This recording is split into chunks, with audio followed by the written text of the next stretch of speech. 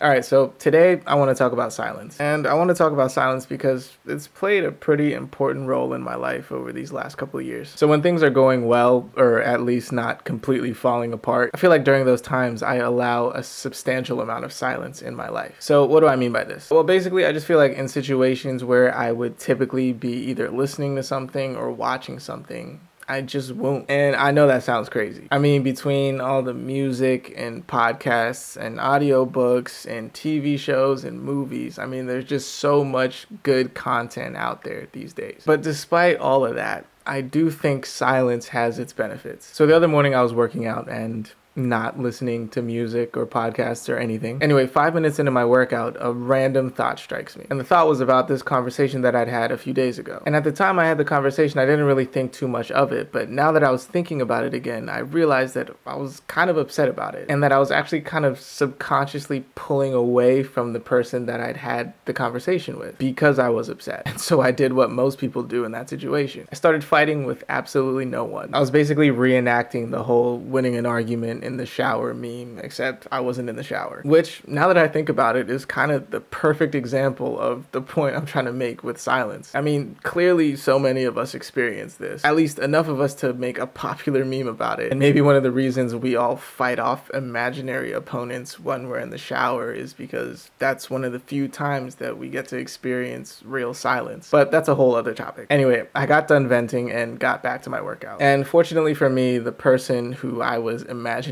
fighting isn't like an enemy or somebody that I don't like. It's actually somebody very close to me, and I was able to go and talk to them after, and we came to an understanding. And the subconscious feeling that I had to pull away from them started to disappear. And this was accidental. Like, I was just sitting there silently, and this random thought came across and let me know that something was bothering me. And because of that, I was able to sort something out. Other times, I feel like I've been very intentional with my silence. I'll go into one of these situations thinking, no, I don't want to listen to anything because I have this thing that I need to figure out. Going back to my stagnation video, I talked about constantly having to make adjustments. And the adjustments that I would decide to go through with are usually formed during these times. These times where I intentionally don't allow any other distractions in my head. And sometimes those adjustments / solutions that I come up with end up getting me to where I'm trying to go. But there's another side to this. A lot of times those adjustments don't work. Most of the time, in fact. And then I'll end up going through a prolonged period of these adjustments not working. And the silence actually starts to feel tedious because all it's doing is letting me know of these problems that I have to confront and generating these solutions that most of the time don't work. And when that goes on long enough, I capitulate. And when I capitulate and quit on everything, I hit a complete 180 and don't allow any silence in my life whatsoever. I start to use every opportunity that I have to get out of my own head. I mean, I won't even brush my teeth without headphones on. You know, I'm not trying to have random thoughts strike me about things I need to confront and deal with. I'm not trying to spend all this time devising solutions to problems that probably won't work. You know, I've been doing that. That's why I'm in this situation in the first place. I just want to escape into a cacophony of noise and distraction. I don't even know if that's how you use cacophony. It just felt right. And so for me, I've just been caught in this cycle of fluctuation. I'm either on one extreme or the other. Again, if things are going well or at least not falling apart, I'll allow silence into my life. And on the opposite end of the spectrum, when things are not going very well, I need constant distraction, constant noise. And I guess part of the reason I'm making this video is because I need this cycle to stop. To this point, I've made 2 videos about truth and empathy, and I'm probably going to make a lot more. But like I said in those videos, whenever examining any action or sequence of actions, I think it's important to empathize with the person and see why they might have felt the need to take those actions, as well as identify the truth of those actions and what they lead to and the consequences. So if I try to empathize with myself here, then yeah, I remember how brutal it was to go through this experience, to go through prolonged periods of nothing working, to constantly be bombarded with a new issue that I had to confront or deal with when I hadn't even finished dealing with the last one yet. And just this endless cycle of being hyper aware of the things I need to do and deal with and not being able to accomplish any of those things for extended periods of time. I mean, it makes sense to want to do a complete 180 from whatever is causing you to feel that. I mean, what positive reinforcement are you getting from this? It's like walking through a desert and seeing a bench and telling yourself yourself that you shouldn't go sit down on the bench, that you have to just keep walking through the desert, and eventually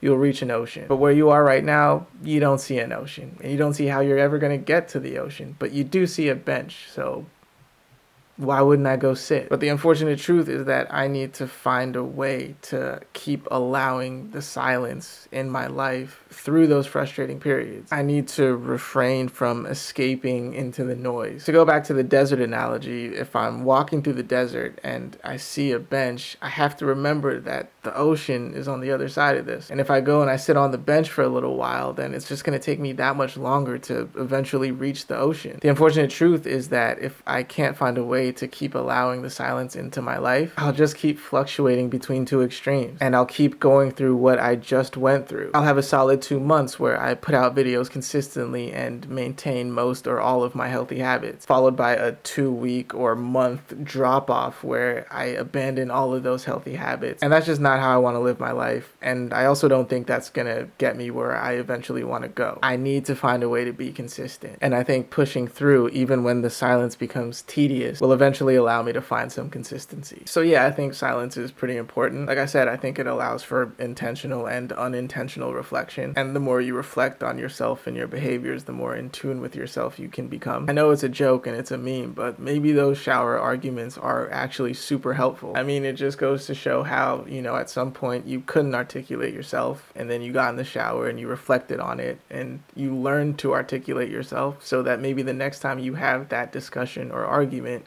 you'll be able to articulate yourself. So I think ultimately it would be beneficial for a lot of us to allow more silence in our lives. But truth and empathy. If I'm struggling this much and I constantly feel the need to escape into the noise and the distractions, then everybody else must be feeling that times 1,000. So yeah, I do think we could all use a little bit more silence in our lives, but that's very easy for me to say from where I sit. So yeah, as always, everything I say is not prescriptive. It's really just a way for me to remain consistent and find a way to become a functional member of society. But anyway, I think that's going to be it for this one. If you made it this far, I really appreciate you watching. Thank you for indulging me. I hope some of this made some sense. It's pretty straightforward. Silence equals reflection. When things are going well, it's easy to reflect, and when things are going not so well, it becomes a lot harder to reflect. Basically, I need to learn how to reflect even when things are not going so well. Should have just said that from the beginning. But thanks again for watching. All the best to you going forward. Take care of yourself, and I will see you in the next one. Peace.